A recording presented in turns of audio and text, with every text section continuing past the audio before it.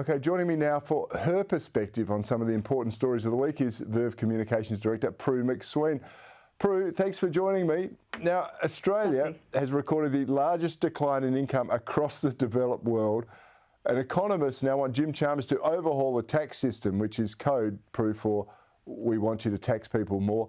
What do you reckon needs to be done here? Well, we've seen Chalmers and Miles and Albanese all have these sort of platitudes that they know, they feel our pain. And, you know, this has been going on for what, the 13 interest rate rises, 12 of them I think they owned. And yet they haven't done a damn thing, you know, so I think they're circling now. We could see some death duties, who knows, there could be an increase in a consumption tax, land taxes, all sorts of things, because Labor really hasn't got a clue. You know, we look at the subsidies that they're throwing at people to try and ease the pain. All they're doing is adding to inflation. And when you think about the IR laws, Cory, that are just going to cripple business and productivity is going to go down the toilet. We have these energy prices. They're not doing anything about that levy on fuel. Look, the whole thing is so grim. We don't want words, we need action. And when you see how we're all going back down the toilet, God help us all. This country is really, I believe, stuffed.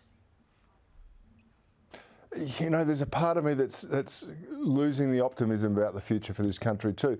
And you talk about actions, right? The PM, when he wasn't dancing at the Pacific Island Forum, he found time to sign a pact with Tuvalu offering refuge to citizens from rising sea levels. We've already got an immigration problem. We've already got an inflation problem. We've got a housing problem.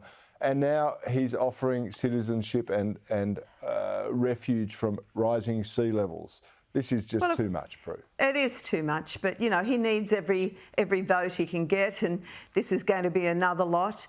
But when you think about it, there's his hidden agenda. You know, they're trying to lobby the Pacific Islands to reward Bowen with his moment in the sun with the COP31 climate forum. That'll be a great delight, won't it? And waste of money.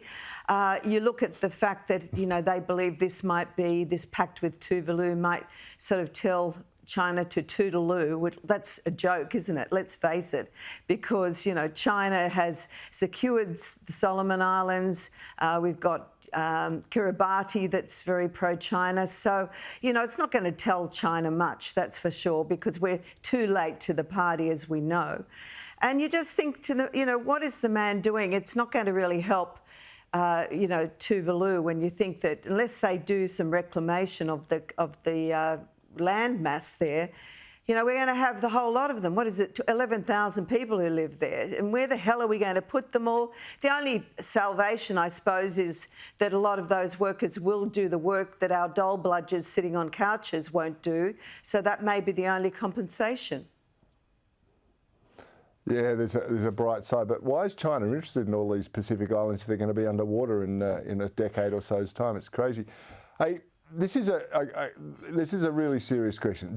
Have a look at this. This is Hassan Eslaya. He's a CNN, a Reuters and an AP journalist broadcasting live on Facebook on his way to cover the hunt, the massacre, the rape and the kidnap of Jews by Hamas recently. Notice the hand grenade he's carrying on his way as a journalist. This is a defining concept of impartial journalism, apparently, in the Middle East, Prue. This is appalling that mainstream media outlets have got this bloke on their books.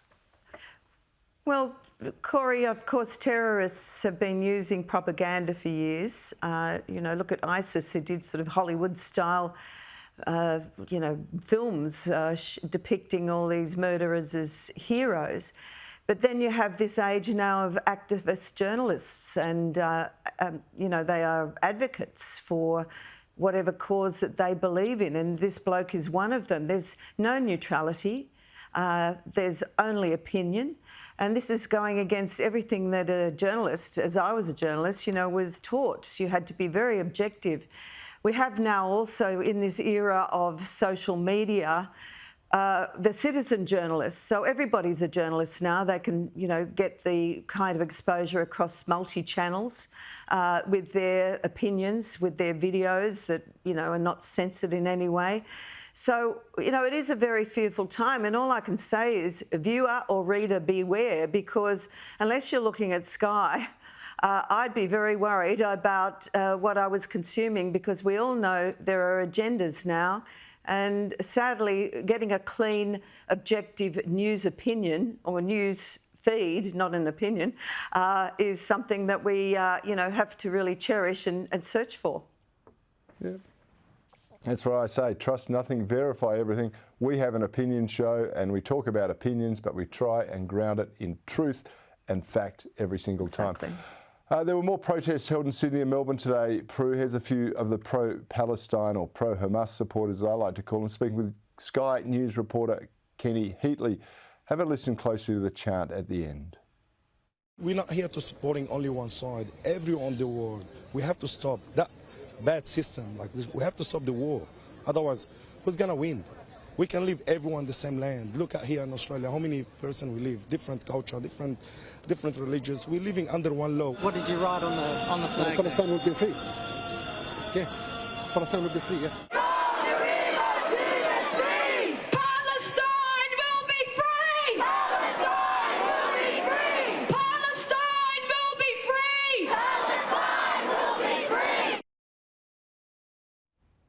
Prue, from the river to the sea, it is the catch cry to rid the Middle East of Israelis and Israel and Jews, and there they are chanting it while proclaiming their, you know, putting an end to, they want to put a stop to war.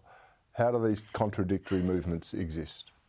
Well, exactly. And when you think about it, the irony is that, Cory, we have to be so measured and careful about what we say here, and yet it seems that people who want to, you know, spread their bile and venom and their cause are able to get away with all kinds of racial vilification and threats. You know, Chris Minns, the New South Wales Premier, was saying that these protests are costing $1 million each protest, with all the police that are having to be used. We are obviously not quarantined with what's going on overseas. However, Australians do not want this hate and bile and unrest being brought to our doorstep. You know, we've opened our hearts and our homes to, you know, people from all around the world. We relish our multicultural society, but we want harmony. We do not want any religious or types to feel threatened.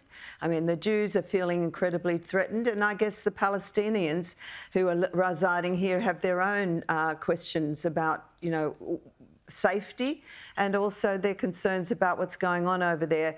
But all I can say is I would hope they'd level their hate more at Hamas and what they're doing to the Palestinian people.